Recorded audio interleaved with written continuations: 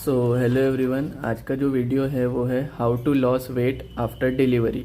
यानी delivery pregnancy के बाद वेट लॉस, वज़न कैसे कम करना है, उस पर आज बात करेंगे।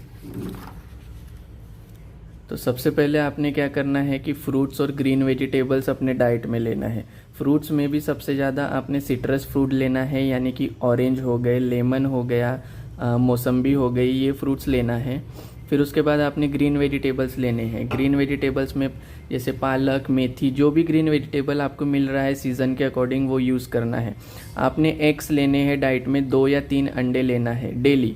अब आप देखिए, वाइट पोर्शन भी खाना है और येलो पोर्शन भी खाना है। वाइट पोर्शन में प्रोटीन है, लेकिन जो येलो पोर्शन है उसमें यूज़फुल फैट होता है, मिनरल्स होते हैं, विटामिन्स होते हैं। अब किसी किसी को हेयर प्रॉब्लम होती है, हेयर लॉस होता है प्रेगनेंसी के बाद, तो उसके लिए एग्स बहुत इंपॉर्टेंट है जो हेयर लॉस से डील करते हैं। उसके बाद हमने जो वेजिटेरियन लोग हैं उन्होंने पल्सेस लेना है, यानी कि दाल लेनी है।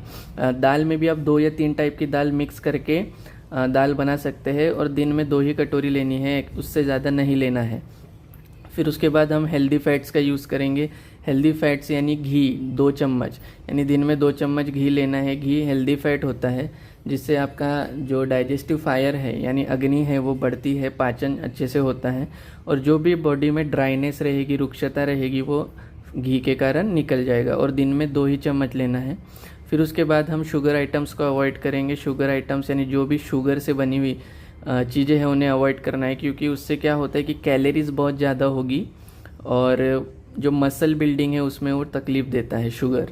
फिर जंक फूड हमें नहीं लेना है। जंक फूड इसलिए नहीं लेंगे क्योंकि जंक फूड बनाते समय बहुत सारी प्रोसेस होती है, तला जाता है खाने को, और प्रॉब्लम क्या होती है कि उसमें कैलोरीज बहुत ज़्यादा होती है, लेकिन न्यूट्रिशन नहीं प्रोवाइड करता बॉडी को। यानी आपने समोसा खा लिया, नूडल्स खा लिया, उससे क्या होगा कि आपको पेट तो भर जाएगा, लेकिन न्यूट्रिशन नहीं मिलेगी कुछ भी आपके बॉडी को, ठीक है। इसलिए जंक फूड नहीं लेना है।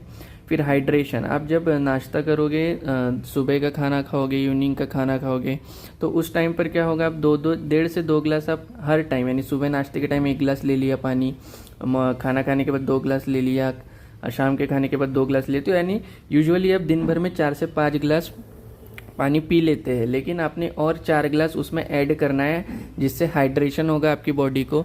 आपकी बॉडी में जो भी इम्प्यूरिटीज़ रहेगी वो सब पानी के थ्रू निकल जाएगी, यूरिन के थ्रू, और आपकी बॉडी डिटॉक्सीफाई होगी। फिर उसके बाद आपने ओवर ईटिंग अवॉइड करना है। ओवर ईटिंग मीन्स कभी आपकी फेवरेट सब्जी बन गई, किसी को नॉनवेज खाना पसंद है, तो उस टाइम पर आपने अगर 2 चपाती ली है तो 2 ही चपाती खाना है, ओवर ईटिंग नहीं करनी है। यानी फेवरेट सब्जी बन गई तो 4 चपाती खा लिए, वैसा नहीं करना है। उससे क्या होगा कि वेट लॉस में दिक्कत जाएगी। आपने लिमिटेड ही खाना है। फिर आपने क्या करना है कि ब्रेस्ट फीडिंग करना है। ब्रेस्ट फीडिंग क्या होता है कि दूध पिलाना है बच्चे को। अब क्यों कि जब प्रेगनेंसी होगी, डिलीवरी के टाइम, प्रेगनेंसी के टाइम पर बॉडी में फैट जमा होता है और आपकी ब्रेस्ट रीजन में फैट जमा होता है स्तनों के साइड पर। तो जब आप ब्रेस्ट फीडिंग करते हो तो वो एक्सेसिव फैट आपके बॉडी का लॉस होता है, और आपके फैट लॉस में मदद होती है। उससे ब्रेस्ट फीडिंग से जो कैंसर है, ब्रेस्ट कैंसर हो गया, प्रोस्टेट हो गया, वो सारी चीज़ों के जो चांसेस है वो भी कम होते हैं। और ब्रेस्ट फीडिंग से मदर और बच्चे का जो रिलेशन है, जो बॉन्डिंग है, इमोशनल बॉन्डिंग अच्छे से बनती है। फिर उसके बाद हम देखते हैं कि रेगुलर एक्सरसाइज, यानी आपके जैसे प्रेगनेंसी हो गई तो प्रेगनेंसी होने के बाद डायरेक्टली आपने हैवी एक्सरसाइजेस नहीं करनी है। आपने सबसे पहले 1 किलोमीटर चलना स्टार्ट करना है, फिर आप 2 किलोमीटर चल सकते हैं। फिर उसके बाद आपने धीरे धीरे साइकिलिंग की तरफ जाना है, और उसके बाद आप क्या करोगे कि पोस्टपार्टम योगा करोगे। पोस्टपार्टम योगा मीन्स एक स्पेसिफिक योगाज होते हैं, आपको यूट्यूब पर मिल जाएंगे, जो आपके बेली के लिए, आपके पेट के फैट को कम करने के लिए यूज़ होते हैं।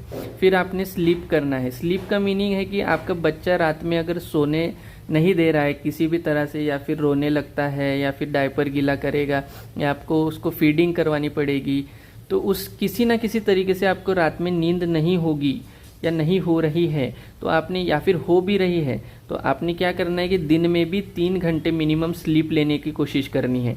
अब ये इसलिए है कि आपने जब डिलीवरी चल रही थी, प्रेगनेंसी चल रही थी, तो उस टाइम पर आपकी जो बॉडी है वो स्ट्रेस में थी, उसे कहते हैं फिजिकल स्ट्रेस। तो फिजिकल स्ट्रेस को रिकवर करने के लिए आपने स्लीप लेना ज़रूरी है दिन के टाइम पर।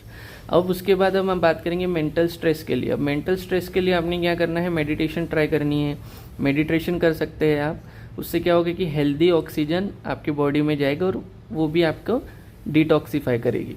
फिर आपने क्या करना है कि अपनी हॉबीज़ पर आप ध्यान दे सकते हैं। हॉबीज़ यानी किसी को ड्राइंग पसंद है, किसी को कुकिंग पसंद है, किसी को म्यूज़िक सुनना पसंद है, तो आपने वो सब चीज़ें करनी है। क्योंकि जब आपकी प्रेगनेंसी होती है तो हार्मोन के चेंजेस होने के कारण थोड़ा सा डिप्रेशन आता है मदर में, वो देखा गया है हार्मोन के चेंजेस के कारण। तो आप उसको ठीक कर सकते हो मेडिटेशन वगैरह से। तो वीडियो अच्छा लगा होगा तो सब्सक्राइब करें। Thank you.